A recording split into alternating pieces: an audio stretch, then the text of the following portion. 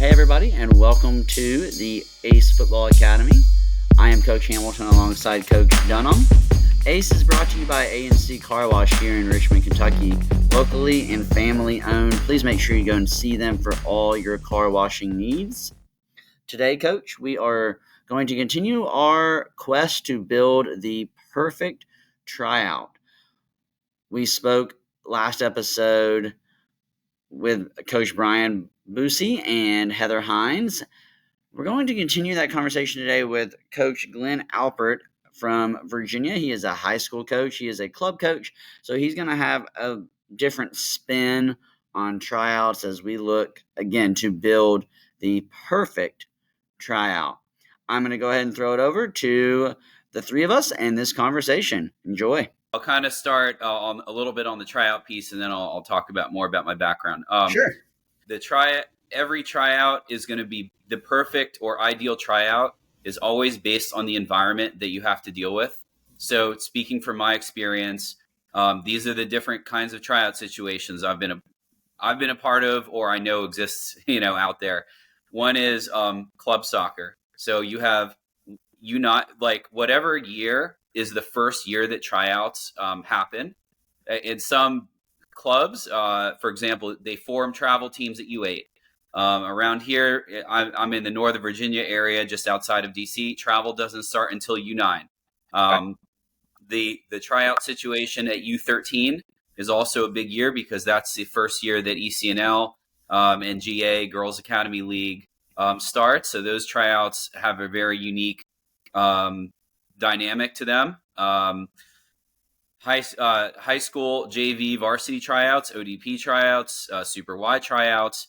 A large club. There's some counties there's some soccer clubs that basically encompass the size of an entire county.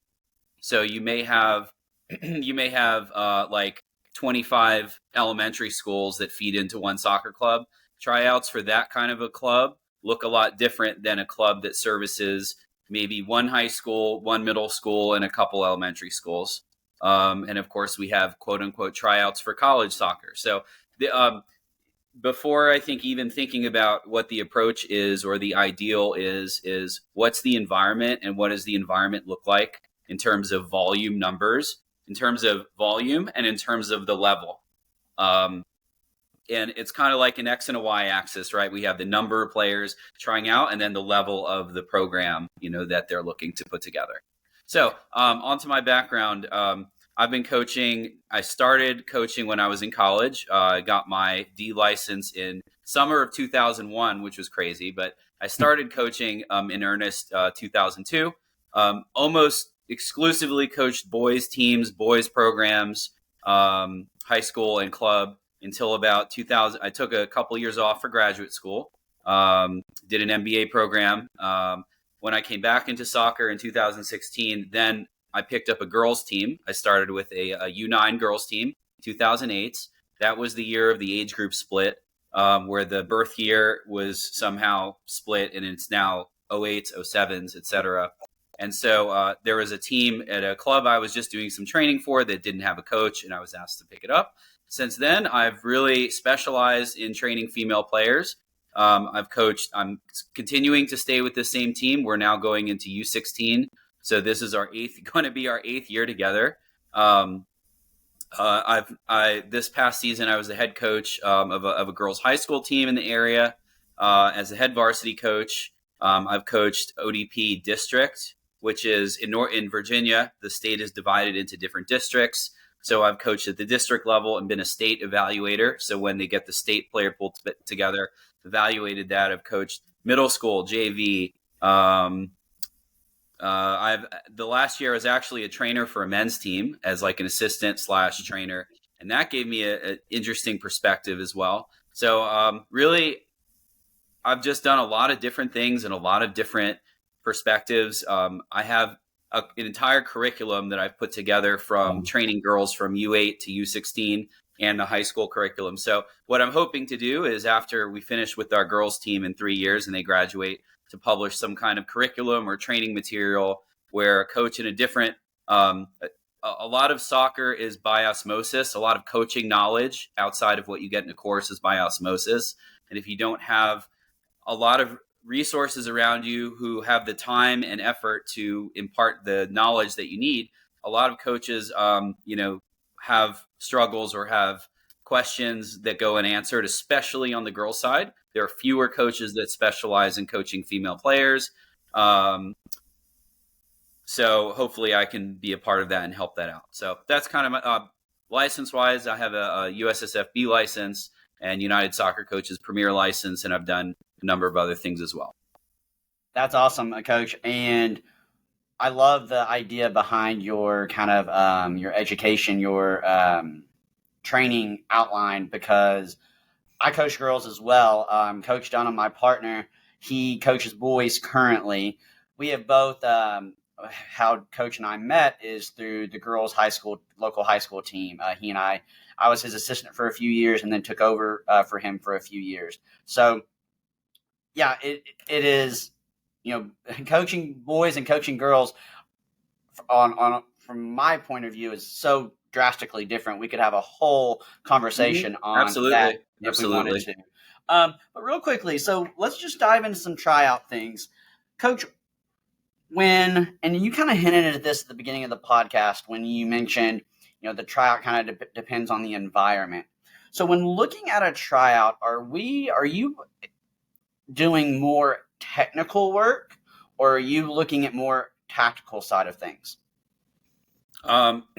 So to start off, I think it's almost impossible to answer that question without factoring in, let's just say, the age. Let's not worry about the level because we know there's some varies, but we have a couple different ages. Let's say that the youngest age would be what we call maybe a formation year, which would be U10 and anything below that. Okay.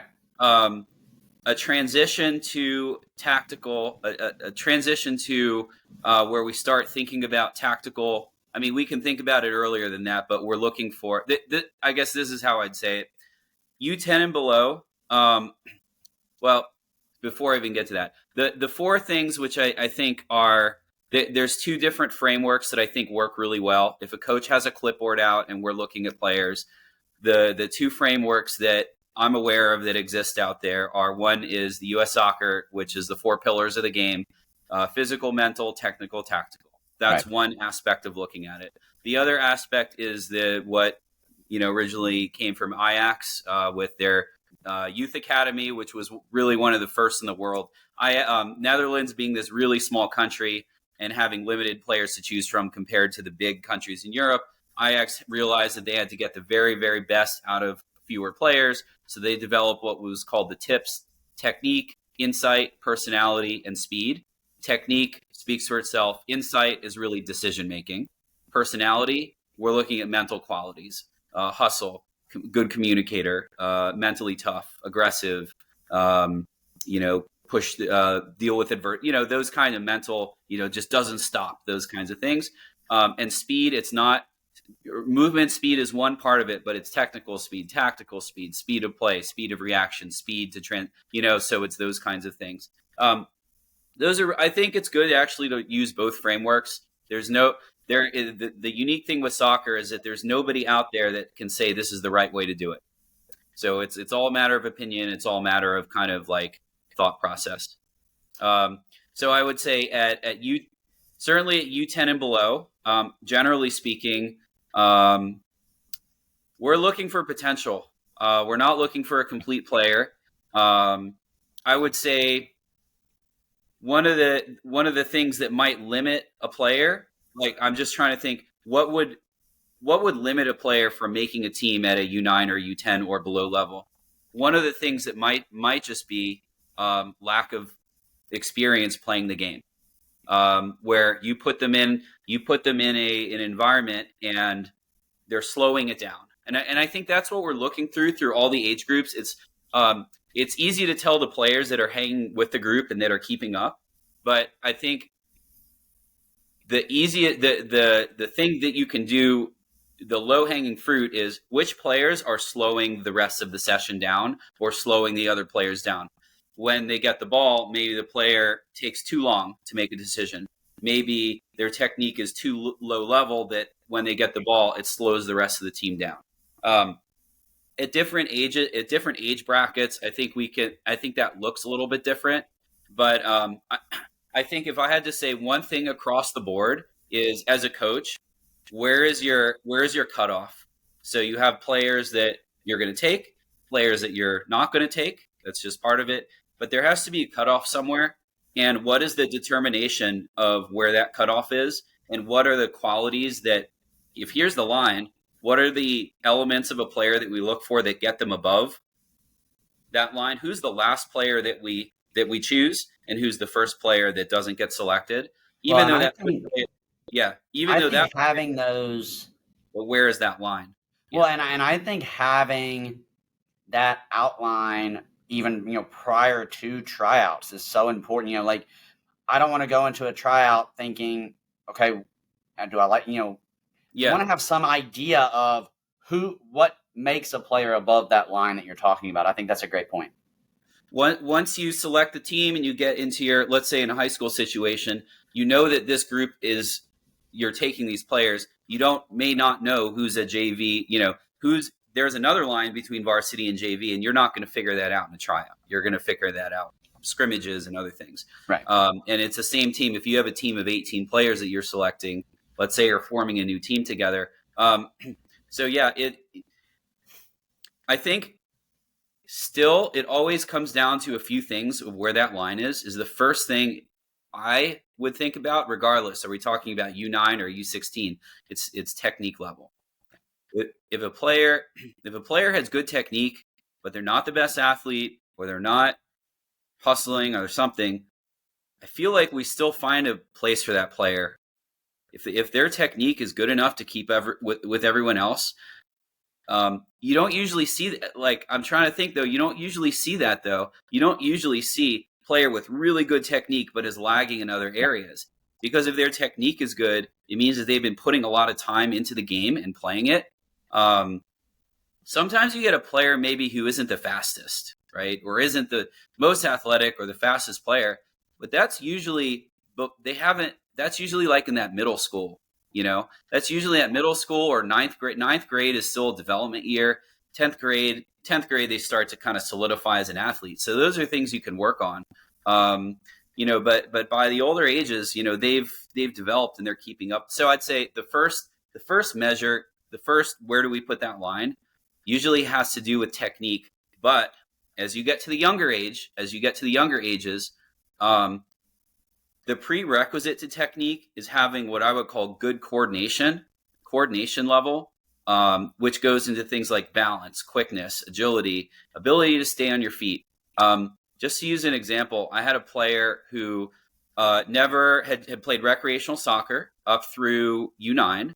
At U10, she joined our team, our travel team, never really been to like a real training session. By U12, she made the Virginia North District ODP, and she was selected for state ODP that year. Why was that? Well, yeah, she put in a lot of time and effort into her own technique outside of practice. We showed her what to do, but she had an exceptional coordination and athletic ability. That she was a snowboarder. She liked to snowboard or ski or something as well. So she played as a defender, and she would always be able to stay on her feet. Very taller, very athletic, but she always would stay on her feet, and that's a quality that's really valued. So, but like I said, coming in, if I had evaluated, I have a video of her in her very first training session, and her technique, it's below everybody. It's clear, it's below everybody. So, but a player like that, she ended up being, I would say at that point in our U12 year, she was one of probably our top 4 players on our team of 16 or 17 players. That's incredible.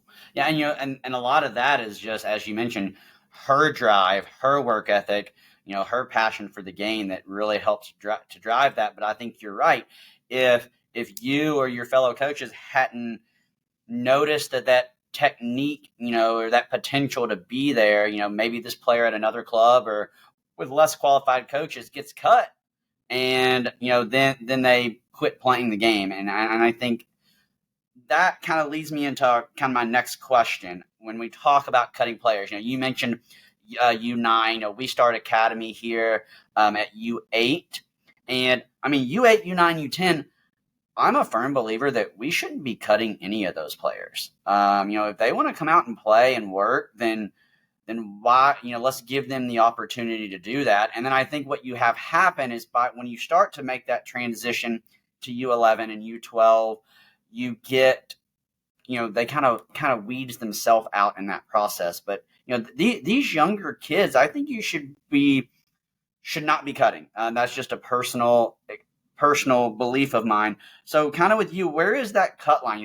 When, should we cut at U8? Looking back, now that I've coached travel, fairly competitive travel team, we moved up from kind of the local competitive league that has 3 divisions, and we established ourselves in the first division, and then this last year we were able to get an opportunity to move up to ECNL regional, which was this great opportunity. Awesome. Congratulations.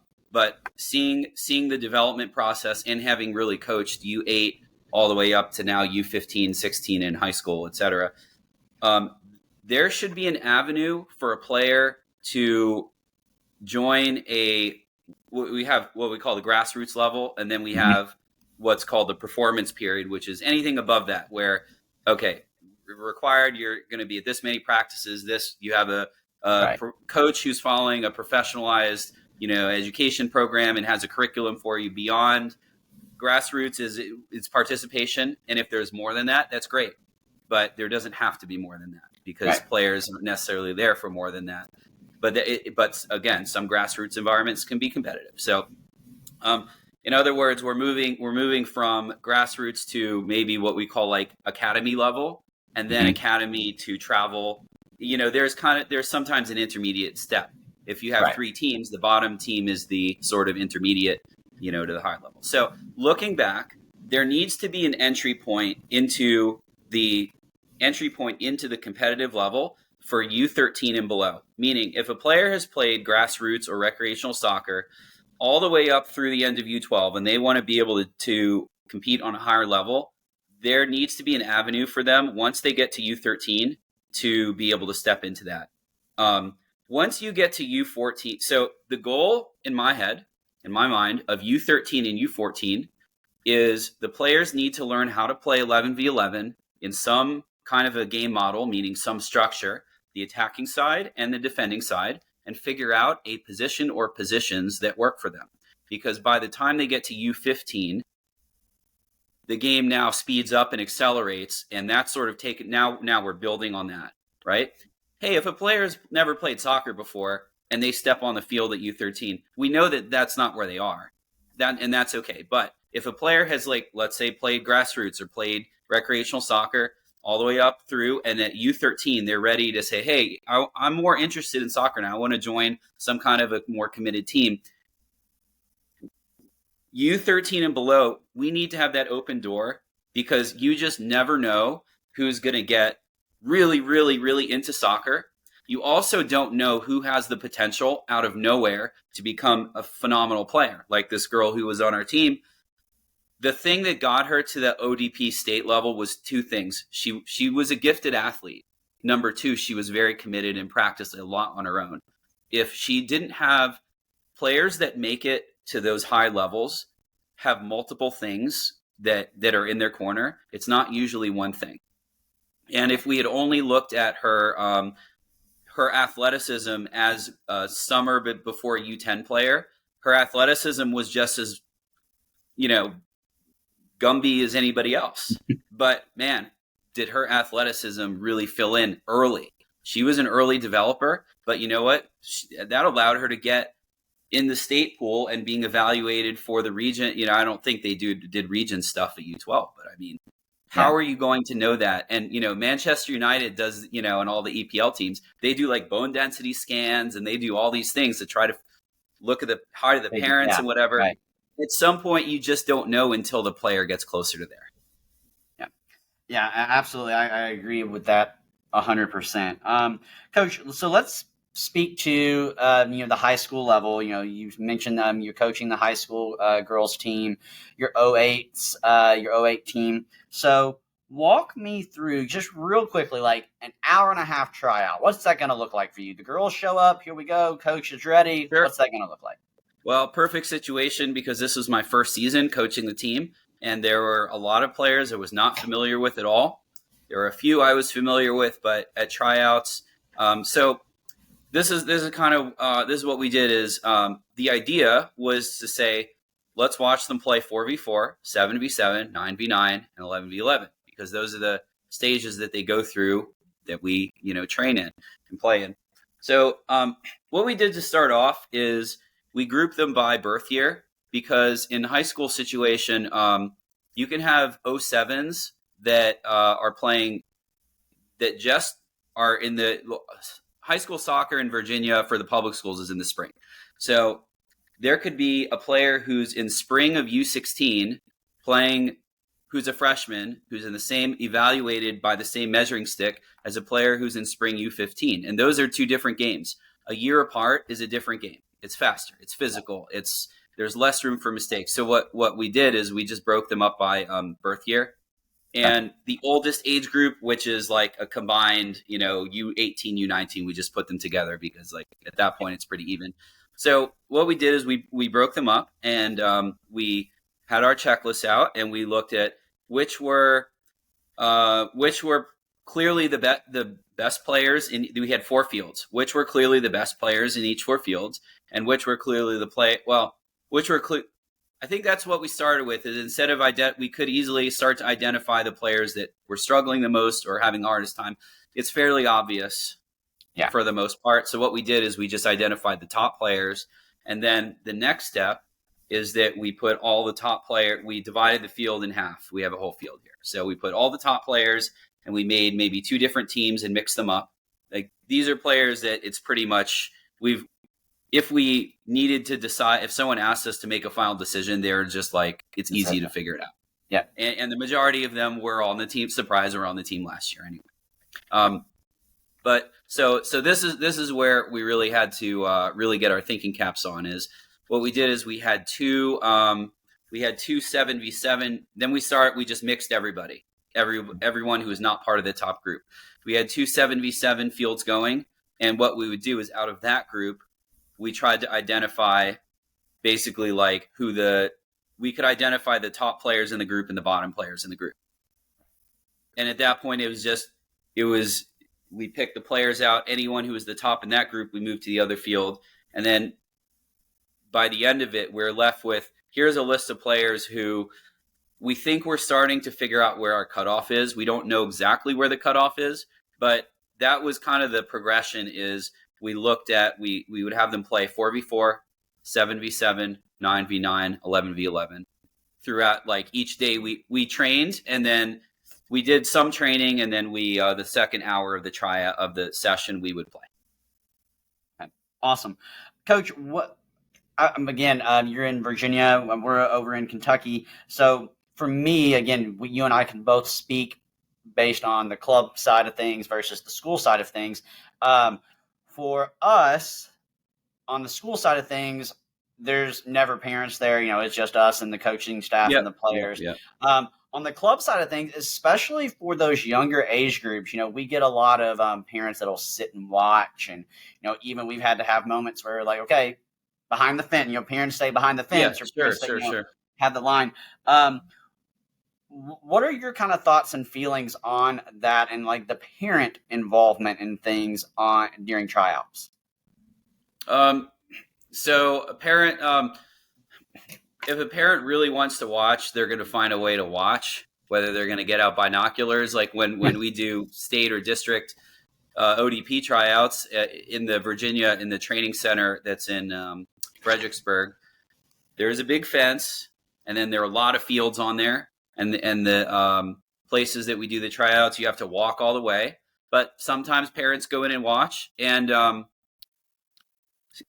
I think if a parent, it's up to the coach. If you want to set a policy like no parents present, period, I think the parents have to respect that. if you don't necessarily care, um, do I don't necessarily care because it doesn't affect what I'm doing. It may, once players get in, I think some parents have a hard time letting go of like allowing their player to be, but I think by older ages, a lot of parents are okay with dropping it off. Well, I've never. Oh, sorry. Go ahead. one of the reason why we asked this question is, Yeah. especially at our most recent club tryout, one of the when we're standing around with coaches, one of the biggest complaints the coaches have are, I'm trying to instruct a kid, but the kid is actually taking instruction from mom or dad on the Oh, sideline. during a And tryout, it should be really if parents are in the vicinity within earshot, which I've done many tryouts where they are in the vicinity within right. earshot, and part of it is the parent is looking to see if it's fair, also because they've Mhm. taken their kids to a lot of tryouts, and if they see the coach on their cell phone and goofing around and talking to others, oh yeah, they're going to complain to some. If their player wasn't selected, you can be sure they're going to complain. I mean, that's Right. kind of on us to make sure we're doing it is Absolutely. correctly, but that is, if there is a line, I mean that's very over the line. And so if you're in an environment where you have issues with that, or I mean, you should let parents know. Zero communication to players on the field. Absolutely zero. It's not up for Absolutely. debate.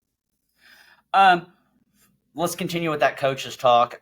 We have done it different ways at my club, and so just kind of want your thought process. So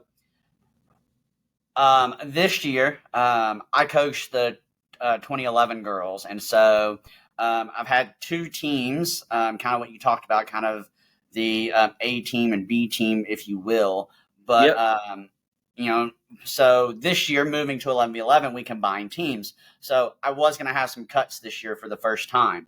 So what Yep. I did for tryouts is I ran the tryout, very similar to what you said. The first night we did a lot of 4v4, a lot of 6v6, things like that. And then the second night we did, some your 9v9 or your 11v11 setup. But I was running the tryout, and I actually had other coaches doing the evaluation process of it. So, of course, I had the final say because it's going to be my team.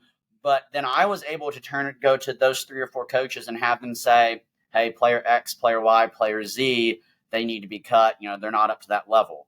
Um, and so, what's kind of your philosophy on the coaches during this time? Do you prefer, of course, it's your team, so you're going to be doing some evaluating, but do you like having those outside eyes who haven't been with your girls for, however many years you've been with them to kind of help in that decision making process? Yes. Whenever you can run a tryout, you should always have a group.